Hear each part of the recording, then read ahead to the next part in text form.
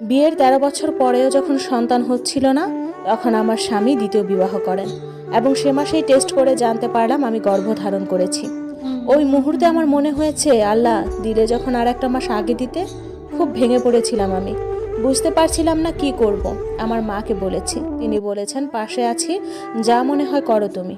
ও বিয়ে করার পর আমাকে বলেছে, তোমার ইচ্ছে হলে এখানেও থাকতে পারো, আবার তোমার বাবার বাড়িও থাকতে পারো, আমার দরজা সবসময় তোমার জন্য খোলা। বিয়ে করার পর আমি বাবার বাড়ি যাই, কিন্তু ওখানে ঘুম আসতো না, কোনো কিছু শান্তি লাগতো না। আশেপাশে চাচিদের, আত্মীয় স্বজন এবং প্রতিবেশীদের কথা শুনে খারাপ লাগতো। আমাকে সরাসরি কিছু বলতো না, তবে ঘুরিয়ে পেঁচিয়ে বলতো। বাপের বাড়িতে আমার কদর কমে যায় একদম।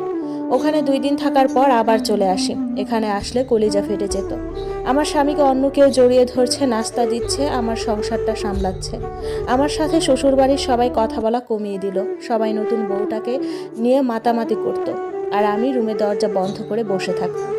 তখন মনে হতো বাপের বাড়ি চলে যাই। এখানে কয়েকদিন থাকার পর বাপের বাড়ি গেলে সেখানেও ভালো লাগতো না, আবার একা একা চলে আসতাম। কান্নাও আসতো না আমার, নামাজ কালামেও মন বসতো না। আমার শাশুড়ি বলতো, তুই চলে যা। সবাই ঘুরিয়ে ফিরিয়ে বলতো, চলে যাও। গর্ভধারণের বিষয়টা প্রায় 15 দিনের মতো কাউকে বলিনি। 15 দিন পর আমার স্বামীকে জানাই।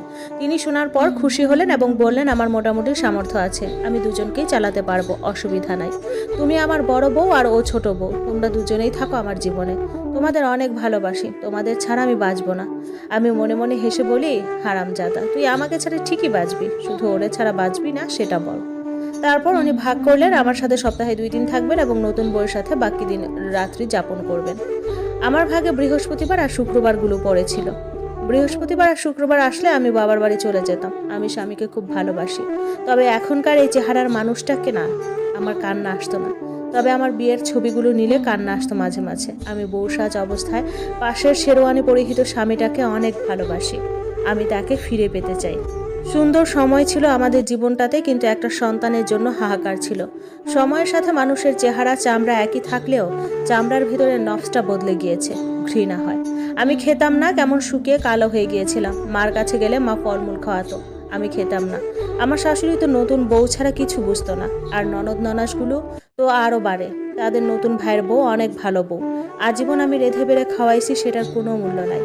যে পাতে খেয়েছে সে পাতে মলমূত্র ত্যাগ করেছে, এরকম একটা অবস্থা। আমার স্বামী নতুন বউকে নিয়ে ঘুরতে যেত প্রায় সময়, আর আমি সেটা দেখতাম। কান্না একটু আসতো না, আমাকে জিজ্ঞেসও করতো না, তোমার কি খেতে মন চায় বা তুমি কি খাবে। ও ভালো কথা। আমার রান্না কেউ খেত না, কারণ আমার রান্না মজা নাই, আমি রান্না করতে জানি না।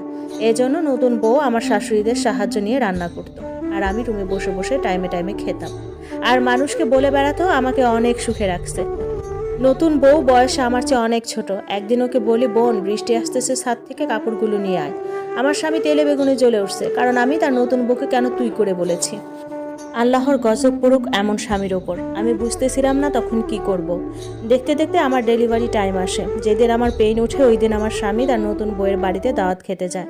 তখন মোবাইল এত সহজলভ্য ছিল না, তাই খবর দিতে পারি নাই। আমার এক চাচাতো যা আমাকে মেডিকেলে নিয়ে যায়, আমার সাথে আর কেউ যায়নি, কারণ আমার শাশুড়ি